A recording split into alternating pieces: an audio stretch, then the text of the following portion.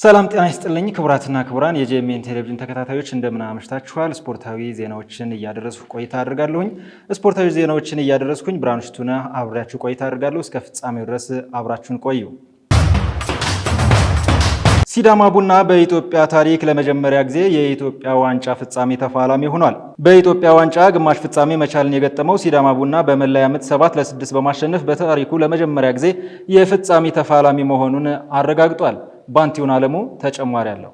ቀን 9 ሰዓት ሲል በበርካታ ደጋፊዎች ታጅቦ የጀመረው ተጠባባቂው ጨዋታ በመጀመሪያዎቹ 10 ደቂቃዎች ሁለቱም ቡድኖች በኳስ ቁጥጥር ብልጫ እየተፈራረቁ የወሰዱ ቢሆንም የግብ ማግባት ሙከራዎች በማድረግ ረገድ ደካማ እንቅስቃሴ ለተመልካች አስመልክተዋል።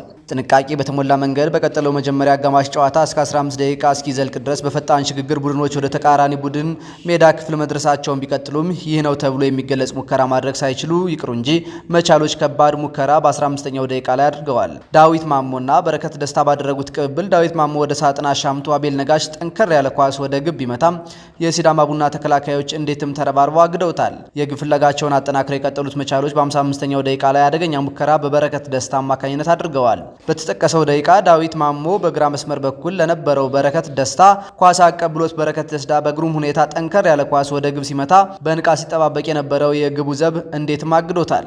ራሱን ኳስ መቻሎች ድጋሚ አግኝተው በረከት ደስታ ወደ ግብ ያሻማውን ኳስ ሽመልስ በቀለ በግንባሩ ገጭቶ ወደ ግብ ያደረገው ሙከራ ለጥቂት ከግቡ ርቆ አልፎባቸዋል። ሲዳማ ቡናማዎቹ በመልሶ ማጥቃት ሙከራዎች ያደረጉት ሲሆን በ55ኛው ደቂቃ ላይ ሬድዋን ናስርና ማይክል ኬፕሩቢ ባደረጉት ቅብብል ማይክል መሬት ለመሬት መትቶ ያደረገው ሙከራ ሌላኛው ተጠቃሽ ሙከራ ነበር። ከእንቅስቃሴ አንጻር ሁለቱም ቡድኖች ጥሩ እየተንቀሳቀሱ የቀጠሉ ቢሆንም ወደፊት ሄደው የሚያደርጉት እንቅስቃሴ ወደ ግብነት መቀየር ተስኗቸው ጨዋታው ወደ መጨረሻዎቹ 10 ደቂቃዎች አቅንቷል። ግብ የሚያስተናግድ እየመሰለ በቀጠለው ጨዋታ መቻሎች በቆሙ ኳሶች ሙከራዎች ለማድረግ በተደጋጋሚ ሙከራዎችን ያደረጉ ቢሆንም ጨዋታው ግብ ሳይቆጠርበት መደበኛው የጨዋታ ክፍለ ጊዜ ተጠናቆ በተሰጠው መለያ ምት ሲዳማ ቡና 7-6 በሆነ ውጤት አሸንፎ በታሪኩ ለመጀመሪያ ጊዜ በኢትዮጵያ ዋንጫ ፍጻሜ ተፋላሚ መሆኑን አረጋግጧል። መረጃው የሶከር ኢትዮጵያ ነው። የመርሲሳይዱ ክለብ ሊቨርፑል ትናንት ምሽት 20ኛ የእንግሊዝ ፕሪሚየር ሊግ ዋንጫውን ማሳካቱን በይፋ ሲያረጋግጥ እድሉን ከደጋፊዎች ጋር እንደሚያከብር አስታውቋል። ሊቨርፑል የፕሪሚየር ሊግ ዋንጫ እድሉን ከደጋፊው ጋር በሚያዘጋጀው የጎዳና ላይ ዝግጅት ለማክበር ማሰቡን አስታውቋል። ይህንንም ተከትሎ ተጫዋቾቹ በክፍት ባስ ሊቨርፑል ከተማን እየተዟዟሩ እድሉን ከደጋፊዎቻቸው ጋር እንደሚያከብሩም ተገልጿል። በጎዳና ላይ ክብረ በዓሉ የቀድሞ የቡድን ታሪካዊ አሰልጣኝ የርገን ክሎፕ ይገኛሉ ተብሎም ይጠበቃል። የእድል ክብረ በዓሉ ሊጉ በተጠናቀቀ ማግስት ግንቦት 18 2017 ዓ.ም እንደሚካሄድም ተናግሯል። እንግሊዛዊው የአስቶን ቪላ የፊት መስመር ተጫዋች ማርከስ ራሽፎርድ የጡንቻ ጉዳት እንዳጋጠመው ተገልጿል። ማርከስ ራሽፎርድ በጉዳት ምክንያት ከቀሪው የውድድር ዓመት ውጭ ሊሆን እንደሚችልም ዘ አትሌቲክ ዘግቧል።